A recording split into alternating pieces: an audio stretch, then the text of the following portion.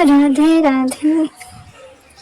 आप सभी साधकों को मेरा शत शत नमन। आज मैं कुछ अपनी भावनाएं आपको शेयर करना चाहती हूँ। ये सिर्फ मेरी भावनाएं हैं, ना कि किसी शास्त्र वेद में मैंने पढ़े हुए हैं। हमारे महाराज जी कहते हैं कि जो हम लीलाएं चिंतन करते हैं वही प्यारे जो करते हैं। वहाँ जो लीला चल रही है वो हमारे ध्यान में आने में बहुत शुद्ध हृदय चाहिए, लेकिन जो हम चिंतन करते हैं वो प्रिया प्रियतम अवश्य करते हैं। ऐसे हमने हमारे गुरुदेव से सुना है, इसलिए हमने अपने आप भावना करके लीला चिंतन में प्रवेश करने की कोशिश कर रहे हैं। हम तो साधन -100% भी नहीं कर रहे हैं, लेकिन कुछ आज के भाव जो हमें गुरुदेव की कृपा से अनुभव हुए वो हम शेयर करने जा रहे हैं। कृपया इसमें कोई भी गलती हो तो क्षमा कर दीजिएगा। जय श्री राधेश्याम। जय गुरुदेव।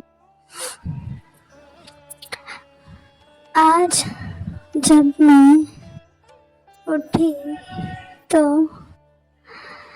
मुझे ऐसा महसूस हुआ कि गोलोक वृंदावन में भी गुरुदेव ने हमारे लिए एक छोटी सी कुटिया की व्यवस्था की है, जहाँ पर हम श्री प्रिया प्रियतम को सेवा में रत रहते हैं। वहीं पर हम हमारी कुटिया पर सोकर सुबह सुबह उठे तो ये ध्यान आया कि आज कौन सी सेवा करनी चाहिए प्रिया प्रियतम की। तभी उठकर स्नान के लिए यमुना जल लेकर आकर स्नान किया, ध्यान किया। तभी पता चला कि अभी तो प्रिया जो कि स्नान का समय हो गया होगा, तो उसके लिए मुझे कुछ सेवा करनी होगी।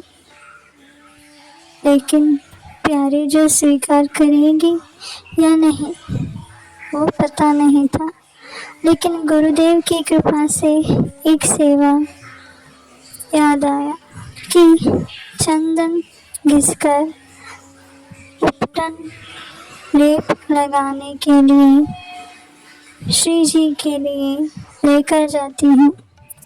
लेकिन तभी याद आया कि अभी तो ठंड का मौसम है, ठंड में चंदन तो ठंड की तासीर है।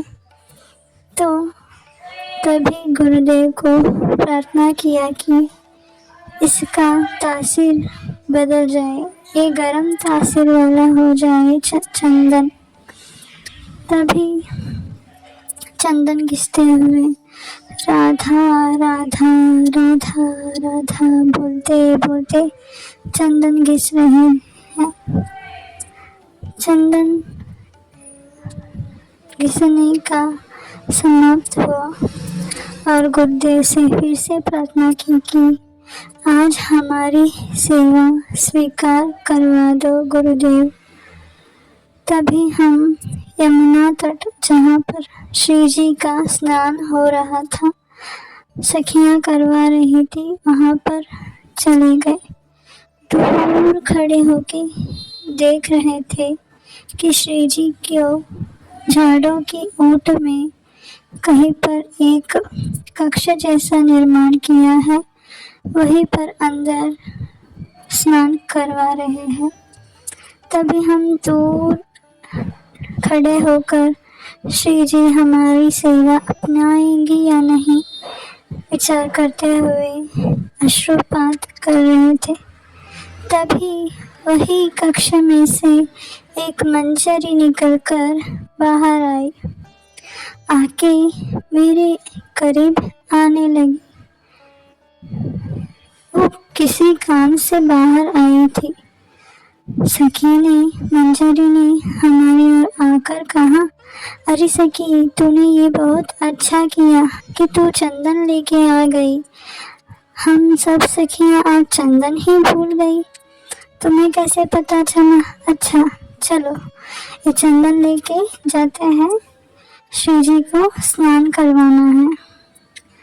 अरे अरे, हमने कहा, अरे सखी, ये तो कह रहे थे क्या? ये तो चलो सखी, वहां पर श्री जी को ठंड लगेगी, चलो जल्दी से स्नान करा के वस्त्र धारण करवाने हैं, कहकर मंजरी ने हमको हाथ पकड़कर खींच के ले गई।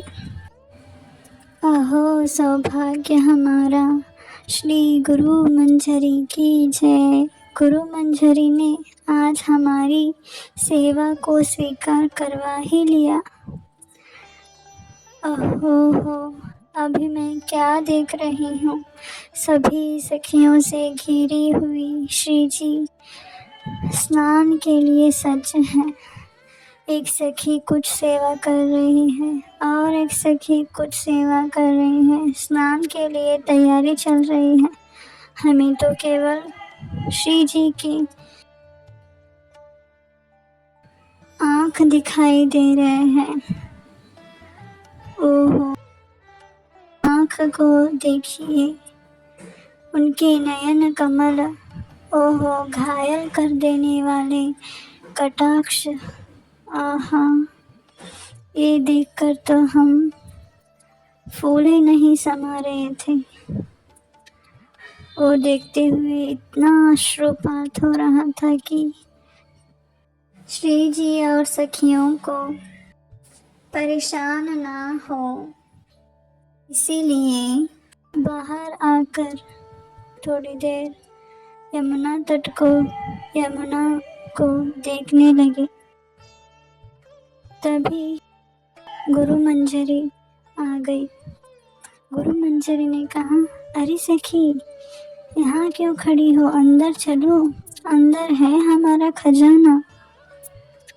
हाँ गुरुदेव, लेकिन मुझे संभाला नहीं जा रहा, मुझे वो आनंद नहीं संभाला जा रहा, क्या करूं? इतने में गुरुदेव ने हमारे शीश पर हाथ रखकर वो दिव्य शक्ति दी जो दिव्य आनंद को संभाल सके। तभी गुरु मंजरी ने हमारा हाथ पकड़कर फिर से अंदर ले गए। ओहो, अब तो क्या बोलूं, कुछ शब्द भी नहीं है। सखियां सभी स्नान करवा रही है। स्नान के बाद वस्त्राभूषण धरा रही है। अभी ठंडी के मौसम में जो वस्त्राभूषण है वो धरा रही है, क्योंकि ठंडी ना लग जाए हमारी श्री जी को। ओहो, कितनी सुंदर लग रही है। ये देखकर हम बलैया लेकर वहाँ से फिर से हमारी कुटिया में आ गए। अब आगे हमारी श्री प्रियाजू और हमारी श्री प्रियतम को ब्रेकफास्ट यानी बाल भोग कराने के लिए क्या करें कौन सा आज नाश्ता बनाएं, ये सोच में डूब गए। आगे की लीला अगले भाग में। राधे राधे।